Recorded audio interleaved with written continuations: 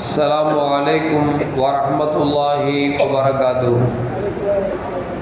الحمد لله والصلاة والسلام على أشرف المرسلين وعلى آله وأصحابه وأتباعه أجمعين. கண்ணியத்திற்கும் பெருமதிப்பிற்கும் உரிய பெரியோர்களே, சகோதரர்களே, எல்லாம் வல்ல அல்லாஹு ஜல்ல ஜலாலு நாம் செய்யக்கூடிய எல்லா நல்வணக்கங்களையும் முகஸ்துதியின்றி இஹ்லாசான முறையில் அவனுக்காக செய்யப்பட்ட நல்வணக்கங்களில் நம் வணக்கங்களையும் அல்லாஹ் ஆக்கிக் கொள்வானாக.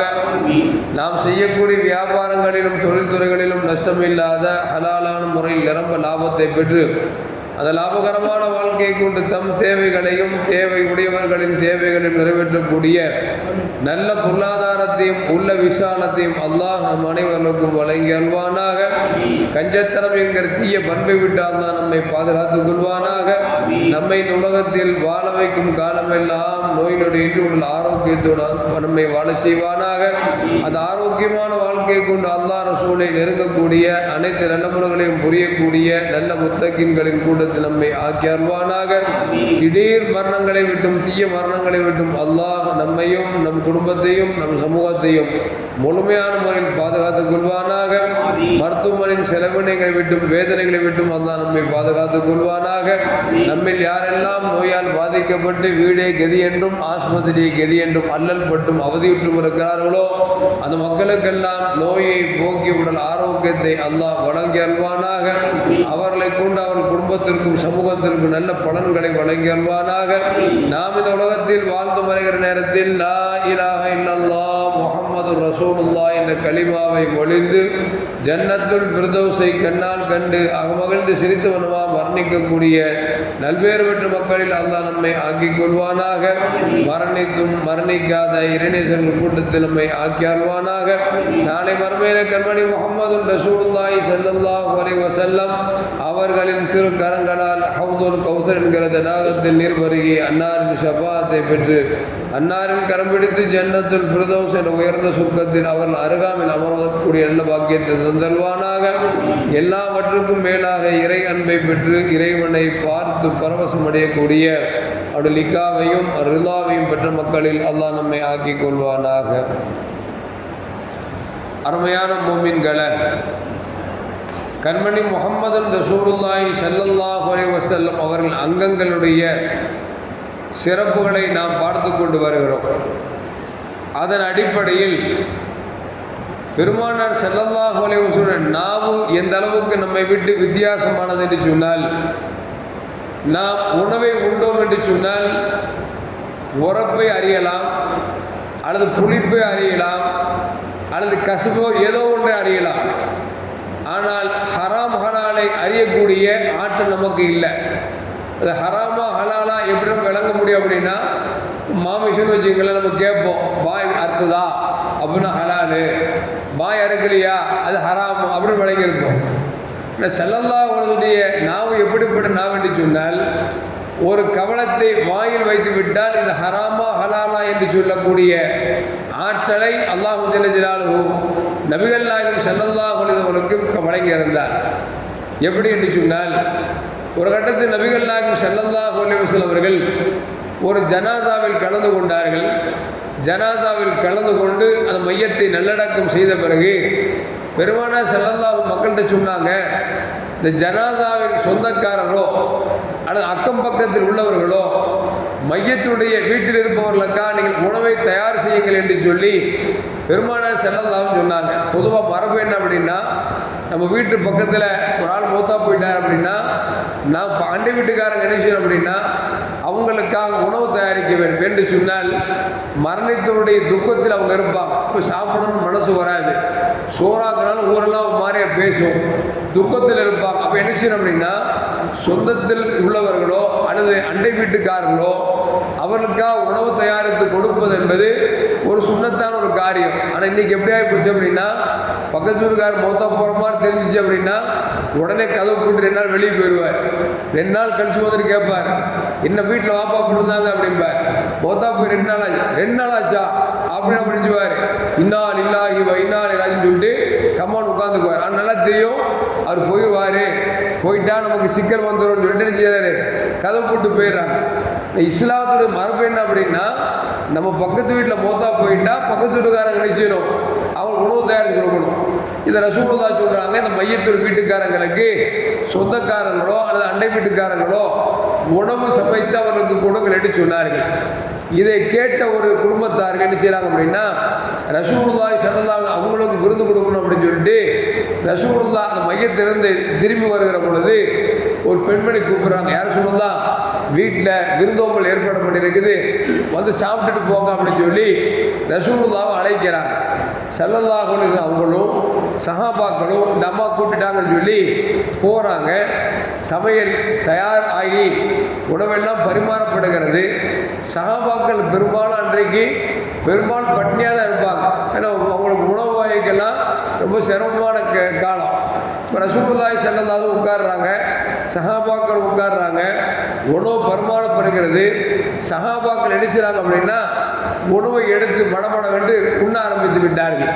ஸல்லல்லாஹு ஒரு வாய் உணவை தூக்கி வாயில் வச்ச உடனே ரசூல் சொன்னாங்க, எல்லாரும் சாப்பாடு நிப்பாட்டுங்க அப்படின்னாங்க.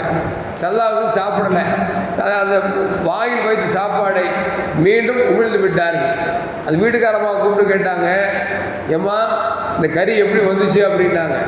ஏன் யாரை சொல்லலாம், இல்லை இந்த மாமிசம் வந்து ஹராமானது மாதிரி தெரியுதே, என்ன விஷயம் அப்படின்னு கேட்டாங்க.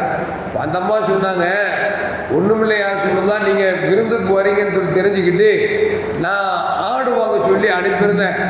அப்போ கடை விதிகளில் ஆடு கிடைக்கல. அப்போ நான் ரசூலுல்லாஹ்வுக்கு ஆட்டுக்கறி அப்படிங்கிறது விருப்பமானதாச்சே, விருந்தோம்பல் சேர்ந்தது ஆட்டுக்கறின்னு ரசூலுல்லாஹ் சொல்லியிருக்கிறாங்க. ஆடு கிடைக்கலன்னு சொல்லி வந்தேன். பக்கத்து வீட்டில் ஒரு ஆடு வளர்த்துட்டு இருந்தாங்க. நான் அவங்கள்ட்ட கேட்டேன், எப்பா ரசூலுல்லாஹ்வுக்கு விருந்து கொடுக்க போகிறேன், இந்த ஆடை விலைக்கு தாங்கன்னு உடனே அவங்க சொன்னாங்க, வீட்டுக்காரர் இல்லையே, வீட்டுக்காரனை கேட்டு தரலாம், வீட்டுக்காரர் இல்லையே அப்படின்னு உடனே இந்த அம்மா சொன்னாங்க, வந்தால் சொல்லிக்கலாம், நீங்கள் ஆடை கொடுங்க அப்படின்னு சொல்லி வாங்கிட்டாங்க.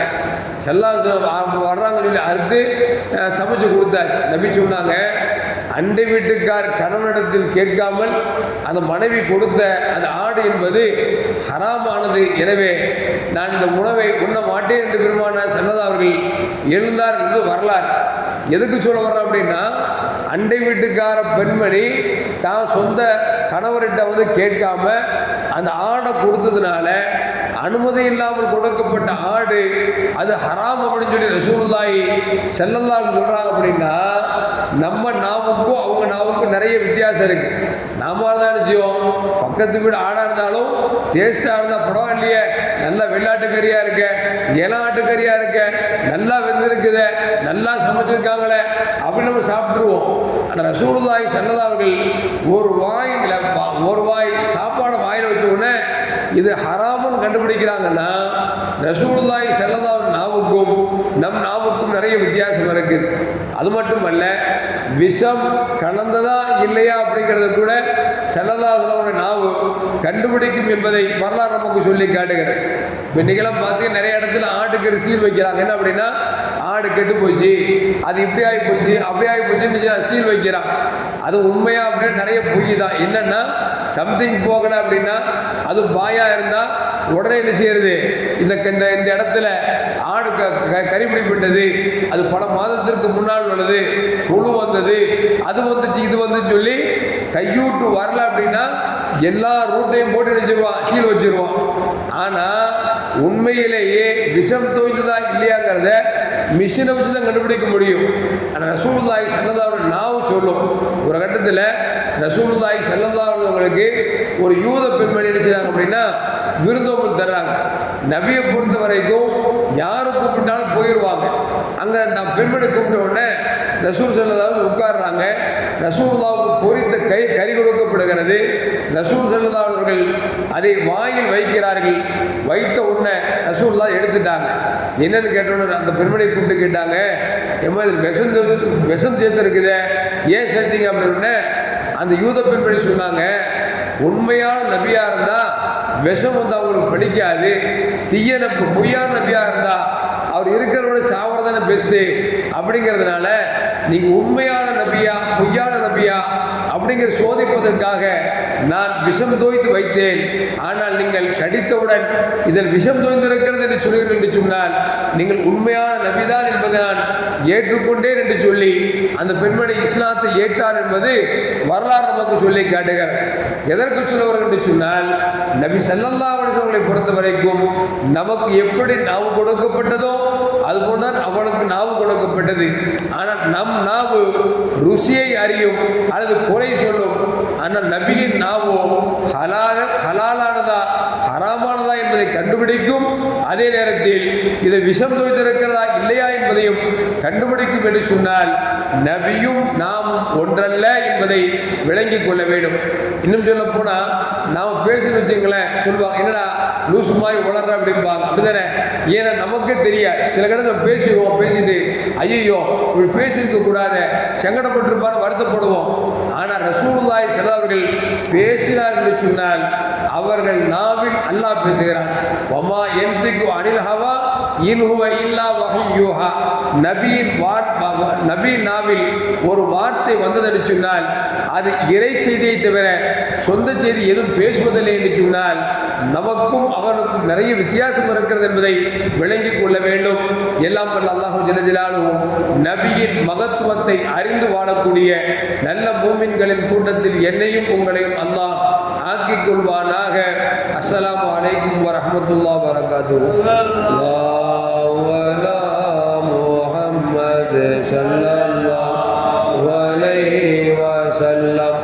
ஸல்லல்லாஹு அலா முஹம்மது ஸல்லல்லாஹு அலைஹி வஸல்லம்.